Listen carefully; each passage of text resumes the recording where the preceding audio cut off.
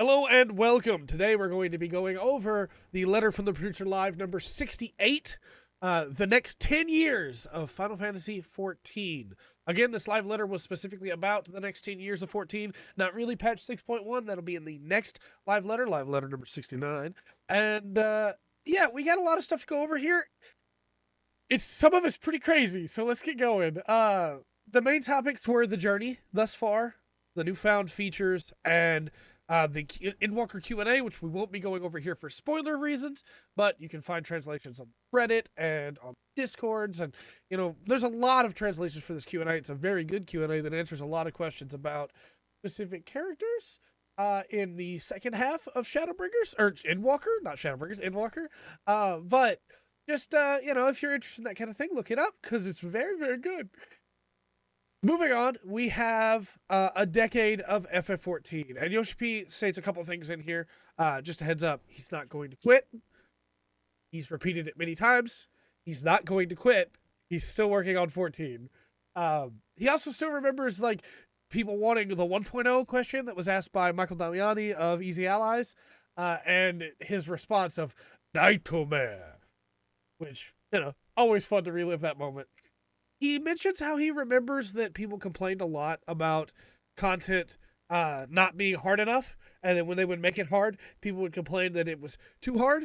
And so it was kind of interesting for him to have to learn the dichotomy of that and figuring out the path to walk that is just difficult enough that it can be cleared with any job, where people can walk out feeling like they've done something good and like, oh, that's easy, I'm so strong, while also still being difficult enough to challenge people. And he mentions that he remembers fondly the LXVIII moment during Stormblood's launch. I survived LXVIII. Stood in that line for a very long time. Kept getting attacked by those wood creatures, the tree monsters. I keep wanting to call them leshies because I was watching Witcher. But yeah, that was a fun time. We have our timeline here. September 30th. We all remember A Realm Reborn and the great change of 1.0. Kind of crazy that was 11 years ago now. Wow, the end of an era. Service discontinued. And then we have Heavensward, of course, Stormblood, global registered players total to exceed 14 million. Global registered player total exceeds 5 million. This is 8/21, August, and then August 31st. Yeah, so this is still 2015. 5 million in 2015, 10 million in 2017, 2018, and 14 million right before 2019, and then 16 million going into 2020. Or end of 2019, 2020. Shadowbringers launching. 18 million right before 2020, 20 million in the middle of 2020, 25 million towards the end of 2021, and Endwalker's launch. And it's been pretty crazy. It's been pretty crazy. Yoshi P mentions how grateful and appreciative he is of the effort that's poured in, not only by the devs, but the marketing and PR people, for the fact that the game exploded the way that it did. It's crazy.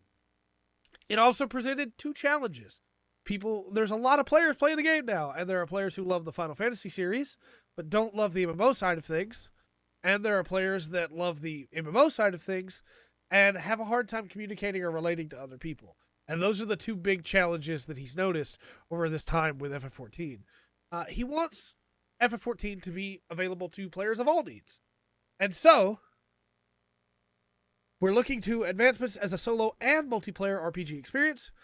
We're getting a first graphical update, which will be in 7.0, and the roadmap for patch 6.x. As we get into this here, we have some pretty crazy stuff. The main goal is to make FF14 even better alone or with friends. And so, trust compatibility for all main scenario dungeons and 4-player trials to be added in patch 6.1 to 6.5. Which is nuts and super cool. I'm going to have to go back through all of Realm Reborn again so that I can try this trust system and see all the new dialogue that the trusts are going to have. Who's going to be chosen for what dungeon, They mentioned that the reason why the 8-player trials will not be included in this from Heavensward All-Nerd is that the enormous amount of workload involved, as well as cost issues, but they're going to tackle that during 7.0 and beyond. You will still have to queue with other people, but it won't be as required as it is right now. They also mentioned that the Trust members are mostly going to be, in ARR at least, of like minor Scion characters who have the Echo or Blessing of Light, or members from the Adventurers Guild. Due to story and lore purposes, not every NPC is going to be able to join you, and the story's not always going to be changed so that they can be there. But there might be some cases special NPCs will join you. For instance, Astinian helping you fight Nidhogg, but not for everything. So just keep that in mind. 6.1 will make a realm reborn scenario duties Trust compatible, and the 6.1 letter from the producer live will discuss this even further. We'll get more information on that. We also have some dungeons are going to be adjusted for the sake of this. For instance, Totorock, the debuff that makes it hard to move, will be removed. The heavy, when you step on the slime, thank goodness. And there'll be some aesthetic changes to some of the dungeons to make it fit better because they were released in a rush in 1.0. 8-player trials, of course, won't be updated, as we said, and these updates will be considered for 7.0 or later. Then we get our first big graphical update. And we did have a slide for this. I just want to mention this real quick. We did have a slide for this. But before we get into the graphical update, Cape West Wind's being removed. It will now be a solo trial, like a solo instance trial. That'll be really cool instead of the 8-man trial, because it's just not good. RIP Cape West Wind. We will miss you, Rataten.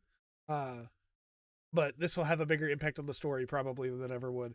And then Praetorium and Castro Meridianum are going to be redone as 4-man light party dungeons instead of 8-man full party dungeons.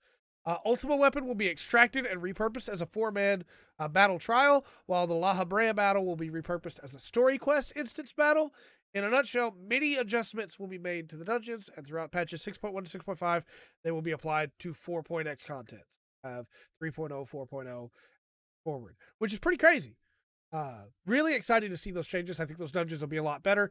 Though, now's the time to level if you want to get your main scenario quest roulette done. MSQ roulette gives you a ton of XP.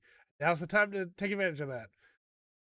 Then we have the graphical update.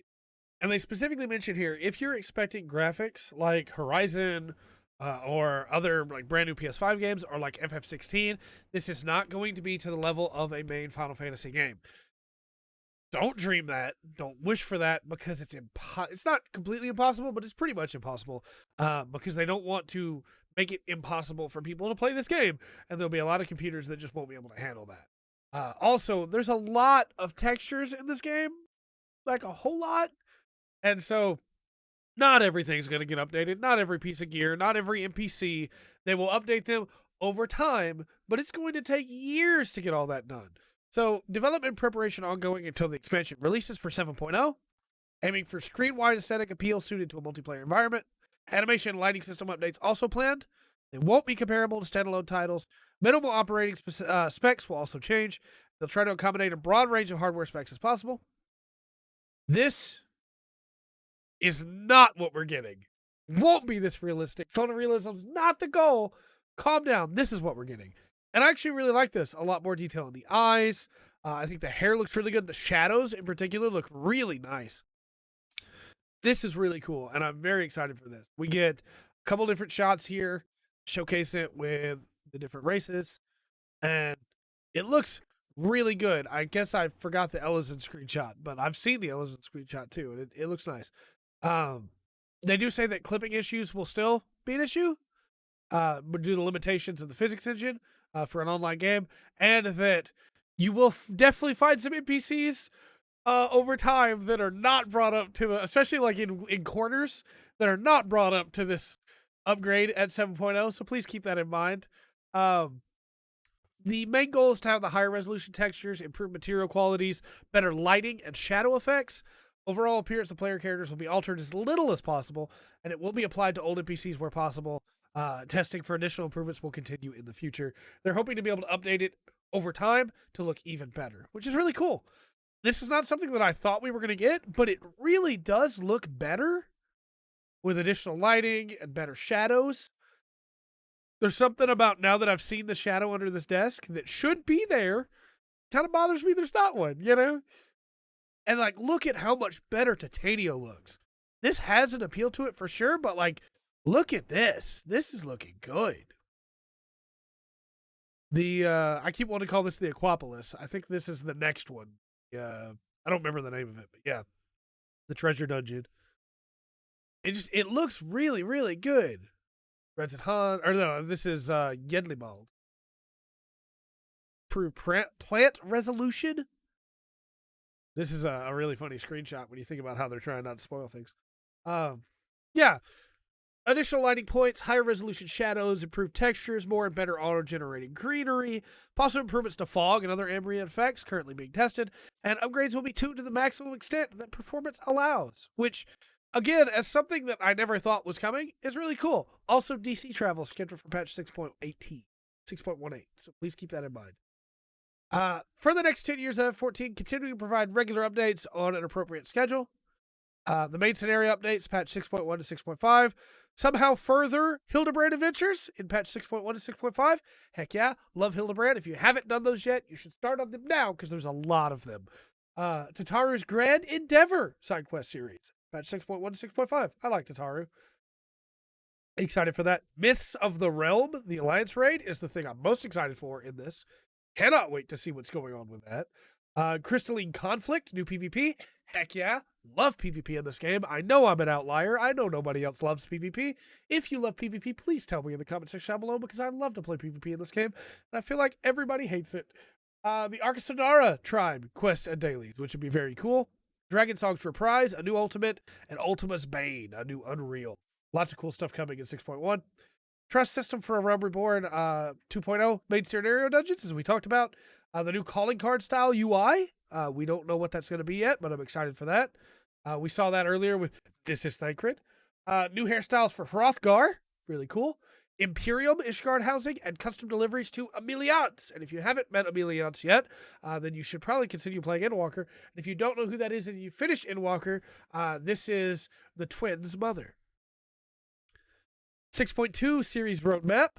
Trust system for 2.x main scenario dungeons. Trust system for 2 to 3 Heavensward main scenario dungeons. New weapon enhancements. New Criterion dungeon with variable difficulty for 1 to 4 players. Really want to know what's going on with that. And the Island Sanctuary is going to debut. Time for that. Plus Pandemonium, Faux Hollows, other trials, and more. 6.3, we're looking at Trust System for the remaining Heavensward main scenario dungeons. Deep Dungeon Series 3. Love Deep Dungeon. Can't wait for that. Ultimate Duty number 5. And another Island Sanctuary update. Plus Mists of the Realm, Faux Hollows, other trials, and more. 6.4, 6.5. Trust System for all Stormblood main scenario dungeons. Criterion Dungeons 2 and 3. Additional area for Island Sanctuary, plus the inclusion of Pandemonium, further Mists of the Realm, Faux Hollows, other trials, and more.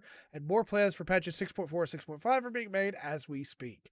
Really excited for the Criterion Dungeons, the Island Sanctuary. All this looks super cool. Can't wait for it.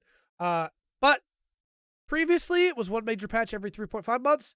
Now it's going to be one major patch every 4 months. That means 3 patches a year. So please keep that in mind. They do get into the reasons for the change here. Please allow us 1 extra week each for implementation and fine-tuning. 1 extra week will also be added for summer and New Year's holidays. And this is why. In the patch 3.3 series, it was 60 quests with 9 different types of content, 11 jobs to balance, 17 bosses, 2 hours, 25 minutes, 57 seconds of cutscenes, with 72 cutscenes, 253,332 words in Japanese characters, 100,637 UI system word counts in Japanese characters, 169 tasks for the UI team, 658 items, 8,234 voiced words in Japanese characters, and 6 races to equip with gear. By patch 5.3, it's 80 quests, 10 types of content, 18 jobs to balance, 23 bosses, 4 hours, 30 minutes, and 26 seconds spread out over 73 cutscenes, 397,085 words in quests, 242,618 words in UI, 219 tasks for the UI team, 1,407 items, 21,701 voiced words, and 8 races to equip with gear. And 6.0 onward has even more of all that. And they won't tell us how much of each for the patches, but it will have more races and more jobs. It will have probably more bosses and more voiced lines. And it'll definitely have more words. So I understand this change. I know a lot of people probably will be upset about it, but I absolutely get where they're coming from. And yeah, man, take the time you need to make it good.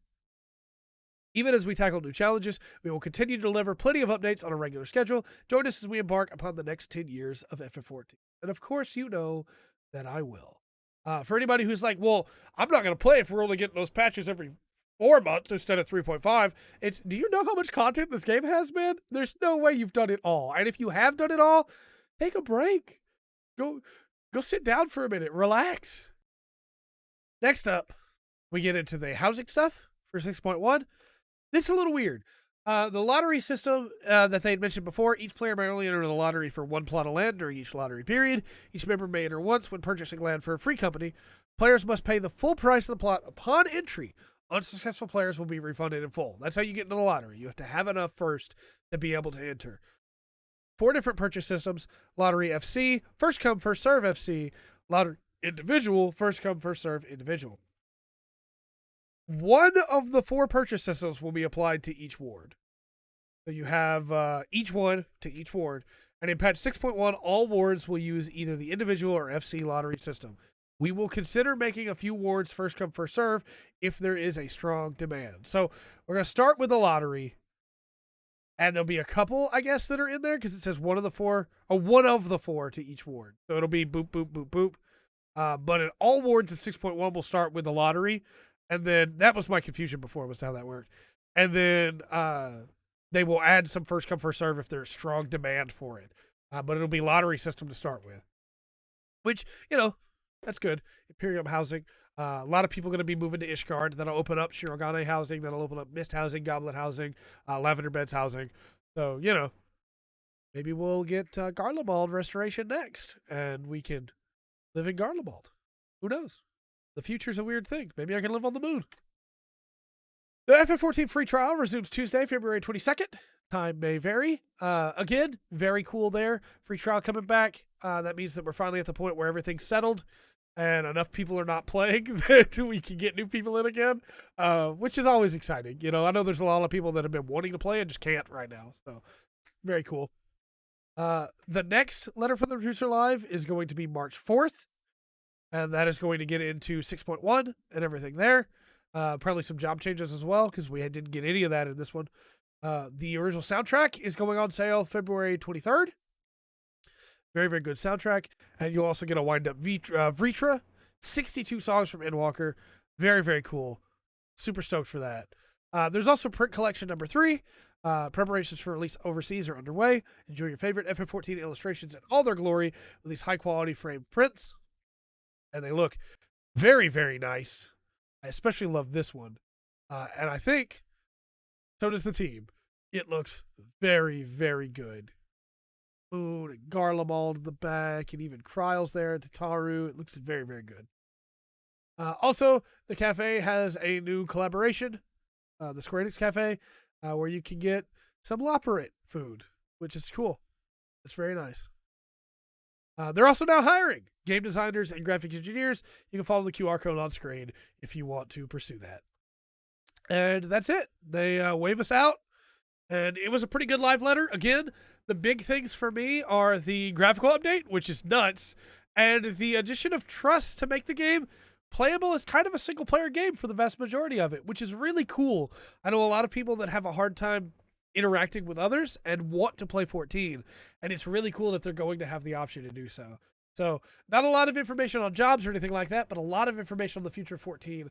I'm excited for it. I hope you're excited for it. Let me know your thoughts in the comment section down below. And until next time, I've been Trey. This has been The Full Spectrum. Remember to always enjoy the full spectrum that FF14 has to offer.